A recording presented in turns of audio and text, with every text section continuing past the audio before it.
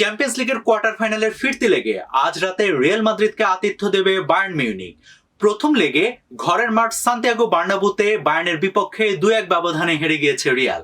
আর এটা তো সবারই জানা, কোনো ক্লাব যদি প্রথম লেগে পিছিয়ে থেকে বায়ার্নের ঘরের মাঠ আলিয়াঞ্জ এরিনাতে খেলতে যায়, তবে সেই ক্লাবের পক্ষে জিতে আসাটা একেবারে অসম্ভব।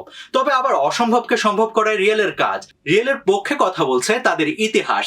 রিয়াল এখন পর্যন্ত 3বার বায়ার্নের বিপক্ষে কোয়ার্টার ফাইনাল খেলে 3বারই গিয়েছে সেমিফাইনালে।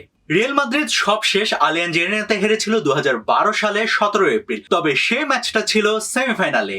এদিকে আজ রাতে রিয়ালকে শুধু হার এড়ালে চলবে না, জিততে হবে বাভারিয়ানদের বিপক্ষে তাদের ঘরের মাঠে।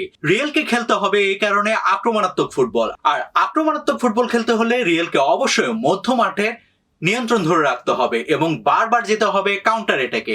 রিয়েলের পক্ষে এটা খুবই সম্ভব, তারা খুবই দক্ষ, কারণ রিয়েল বড় মঞ্চে এই ধরনের চাপ সামলে জিততে ওস্তাদ বলা যায়। তাদেরকে বলা হয় কামব্যাক কিং।